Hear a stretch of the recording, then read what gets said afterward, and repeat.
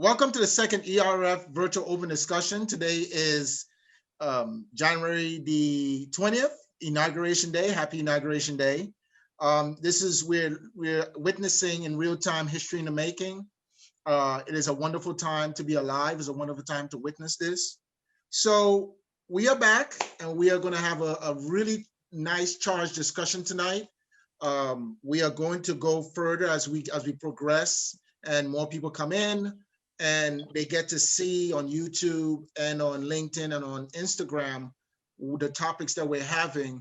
More people could come in and engage in these things, because just as today is a perfect witness that with the new administration and the new moving forward, it's going to get a little harder. The United States is divided sharply. We have 4 years to really make a definite impact, a definite change in society and culture when it comes to discrimination and race and sexism. So I'm excited to be here. Okay, so last week we discussed racial inequality. Tonight, our topics are going to be racism is the nail and PTSD is symptom of racism, which is pretty much a question. So as usual, I'm sorry, say it again. I was agreeing with you. Good. Thank you.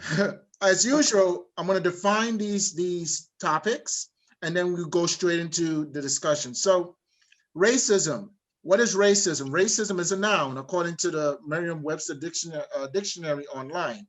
The definition of racism is a belief that race is a fundamental determinant of human traits and capacities, and that racial differences produce an inherent superiority of a particular race. The second definition, the systematic oppression of a racial group to the social, economic, and political advantage of another. Third definition, a political or social system founded on racism and designed to execute its principles.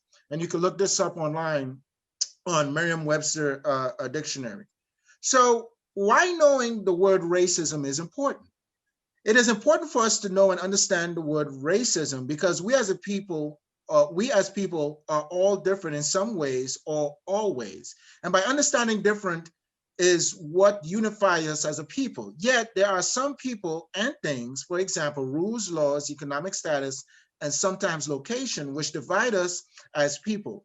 Therefore, by understanding racism, we can understand and explore ending the foundation of discrimination, such as racism, sexism, and every other ism.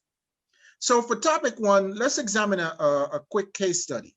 Today we have a new president, and for the first time, a first woman vice president in our history since the United States has been founded in this country. Yet today in America, people are sharply divided by this new normal and will not accept the truths that is what is. Some government officials have not even endorsed the new government, and the state of Texas is again in talks of seceding from the United States as of today. Wow. With all of this in mind, I would like to explore the short and long-term solutions of removing the nail of discrimination in our society. So let's talk. What are some ways or new ideas we can all introduce in our society to begin chipping away discrimination in America? And I have some ideas, but before we talk about it, let me share my screen with you real quickly. So, yeah, here it is. So I don't know if you could see this. I had this discussion in my previous YouTube a couple of days ago, and and the topic was the nail is discrimination. If you saw it, right? Yeah, I did. Yes, I saw it. So for those who are watching who have not seen it, I urge you to go back. But in a nutshell, what I said is the nail is from the time, you could go even before America was formed. The whole world back in the Roman era, the empire, Egypt, English, and even the Asian Empire, all instituted in their government some type of form of inequality, right, or iniquities. And today we call it discrimination, we call it racism and every other ism. And that's the nail. And the hammer represents the people who hammered that nail in for so long and into society, which is actually the wood. So we've been living with this nail, and there are multiple nails. There's layers of nails within this wood we call society that hampers us to effectively function as a people. And so what I was showing, what I was describing is the hand, which represents not only my company, ERF, End Racism Forever, but there are other organizations out there who are trying to remove the nails and the nails. So remove the nail of discrimination, removing the nail of sexism, removing the nail of every other thing that's out there that's causing problems within our society, which is the wood. So I want to talk about that and see how we as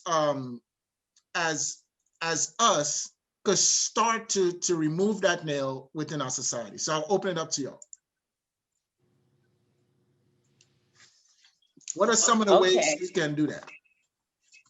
Well, I just believe, like everything else, one nail at a time, or one pull at a time, or whatever we can do. I think education is key, and I believe that we've been miseducated, especially African Americans in America, miseducated about our history.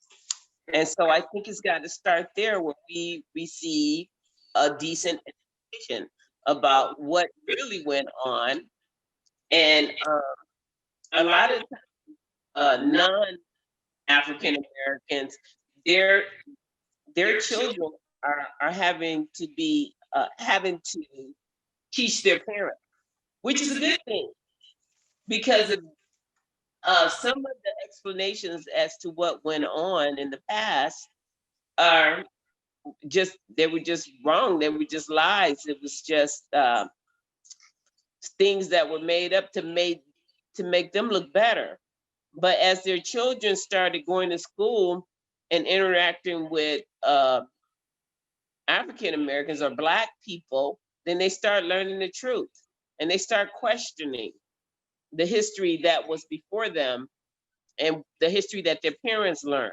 And of course, it was difficult for the parents to receive it because it infringed on their white privilege. And so it's going to take our children, and it's a wonderful thing, because just like a week or two ago when we had the insurrection at the Capitol, how my heart was broken, and I didn't feel like I was a part of this country.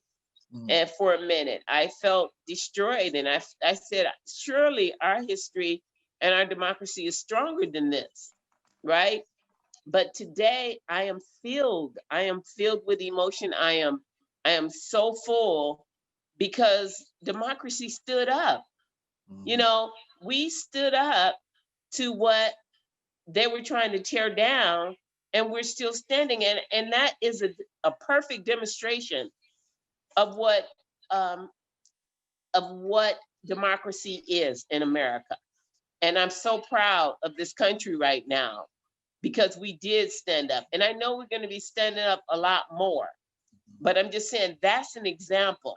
And over time, we have to see, like when Martin Luther King spoke in 1964 or 1960, and he, talked about the America that he sought, that we sought. And little by little, it's like brick at a time. So we just can't get discouraged. And we have to believe that every time we erase something, or we remove the little chip off the nail, or we pull the nail a little bit out, it's going to be painful. Something's going to be painful, but we have to keep going, because this country was based on those principles of fairness and democracy and history, which we need to start teaching. We have to put a lot of stock in educating and teaching our children our our past children and our children in the future. And we're going to need their help. And a lot of them are stepping up to the plate. So I have a lot of faith in the fact that what was intended is going to happen. Yeah. And so, yeah, that's how I believe we can address it. Thank you. I mean, do you want to add to, like, now that, and thank you for that, because yes, I agree. It, you know, I've always said that, me personally, that not even speaking for the organization, it's me. I've always said that we should not have, we should move beyond the first of everything.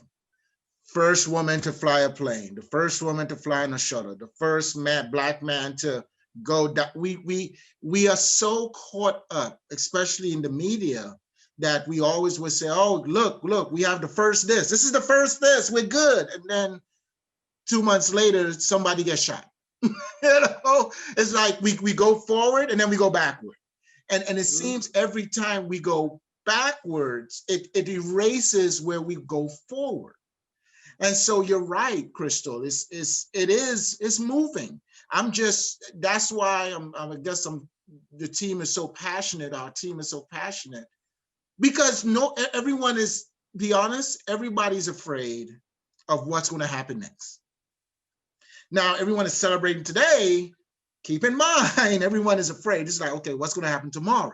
You know, so we need to stand firm during these times and stop trying to let ourselves go backward.